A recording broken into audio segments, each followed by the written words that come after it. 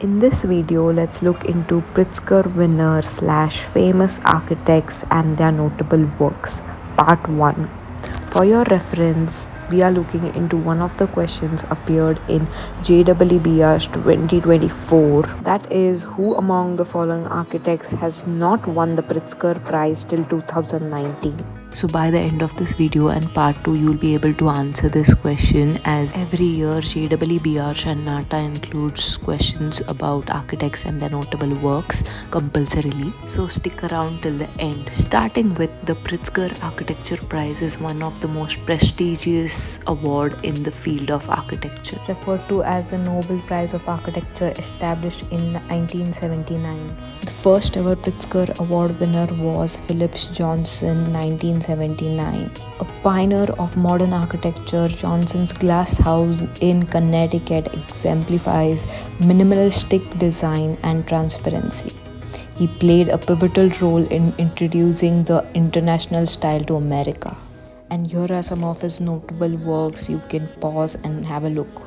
Next is Louis Bragan, 1980, Mexico, celebrated for his vibrant use of color and integration of landscape. Bragan's works such as Casa y Estudio Louis Bragan blends modernism with Mexican traditions. Here are more of his works. In 1981, James Stirling, known for his bold and unconventional design, Stirling projects like the new Stadtsaal Gallery in Stuttgart showcased a blend of modern and classical elements. He quoted, "Architecture should be able to excite you, to calm you, to make you think." Here are his works. Moving on to the next one is 1982, Kevin Roche. Roche's versatile design include the Ford Foundation building in New York, emphasizing open spaces and greenery within urban settings. "I am interested in ideas, not merely in visual products," he quoted. Next is in 1983, I Am Pi, China, USA, renowned for projects like the Louvre Pyramid in Paris. Pi masterfully combined modernist principles with historic contexts. "A building should stand the test of time," he quoted. Next is 1984, Richard Meier. Meier's Getty Center in Los Angeles reflects his signature use of white forms and natural light, creating serene and harmonious spaces. "Architecture has the power to inspire and transform," he quoted. You can pause and look into works of every architect, as I'm not explaining each work in detail. Moving on to the next one, that is 1985, Hans Hollein. Hollen's diverse works, including the Huss House in Vienna, are known for their innovative use of materials and integration with urban environments. Architecture is a discipline which has its own rules, its own ideas, and its own concept.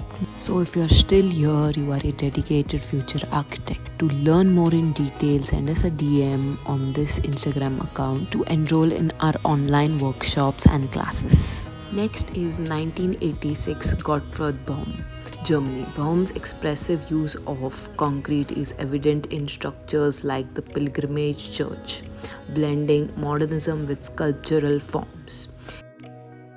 Moving on to the next one, 1987, Kenzo Tange, Japan. Tange's Hiroshima Peace Memorial Museum exemplifies his fusion of traditional Japanese architecture with modernist design.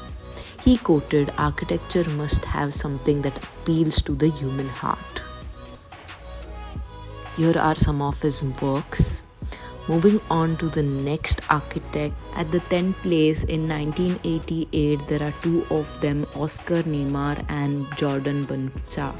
Starting with Neymar's Brasilia designs are celebrated for their futuristic and organic forms. His famous quote is, "Form follows beauty."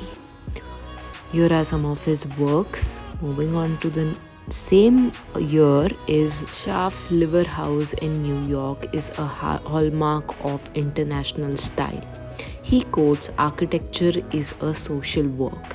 And here are many of his notable works. Next is 1989 Frank Gehry, very important architect. Gehry's Guggenheim Museum in Biblau is iconic for its deconstructive architecture, featuring dynamic and fragmented forms. He quotes, "Architecture should speak of its time and place, but yearn for timelessness." Here are his works. Next is Aldo Rossi on number 12 in 1990. Rossi's San Cathedral Cemetery in Modena reflects his focus on memory and the metaphysical aspects of architecture. He quotes, "And any architecture is a synthesis of life in materialized form." Here are many of his notable works. Next on number 13, 1991 is Robert Venturi, USA. It was he who said less is more. A leading figure in postmodern architecture, Venturi's Vana Venturi house challenges modernist simplicity with its complexity and contradiction. On the 14th place, we have 1992 Alvaro Siza. Siza's Lecca swimming pool harmoniously integrated with their natural surroundings, showcasing his sensitivity to context. I'm just mentioning one of their works. Make sure you pause and look for them. Moving on to the next one is 1993 Fumihiko Maki, Japan. Maki's Hillside Terrace in Tokyo exemplifies his approach to collective forms and urban design, blending architecture with its environment. He quotes, "Architecture must be rooted in a humanistic transition and yet be able to respond to change." Next we have 1994 Christian de Portzamparc, France. His design for the Cité de la Musique in Paris reflects his innovative approach to urban planning and cultural spaces. Here are some of his works. 1995 Tadawando, Japan. Ando's Church of Light, very famous in Osaka, is renowned for its minimalistic concrete design and profound use of natural light. You are going to keep looking at this church again and again in your whole architecture journey, so please look for it now. He quotes, "I believe that way people live can be directed a little by architecture." Next is 1996 Raphael Moneo. Moneo's National Museum of Roman Art in Merida showcases his ability to blend contemporary design with historical context. He quotes, "Architecture is always a dialogue with the past and the future."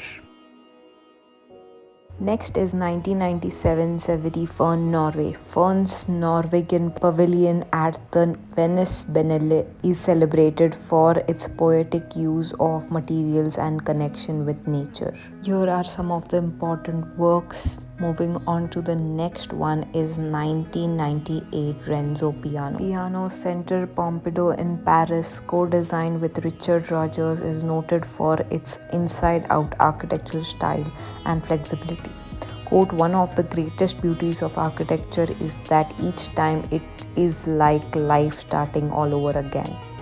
Moving on to the next one, Norman Foster, UK 1999. Foster's 30 St. Mary Axe in London, known as the Jerkin, is acclaimed for its energy-efficient design and distinctive shape. "As an architect, you design for the present and for the awareness of the past," he quoted. Here are some of his important works. Moving on to the last one of this video is 2000 Rem Koolhaas. A leading figure in contemporary architecture, Koolhaas is known for his innovative and often unconventional designs, such as the Stills Central Library. He is also the founder of the Office for Metropolitan Architecture, OMA.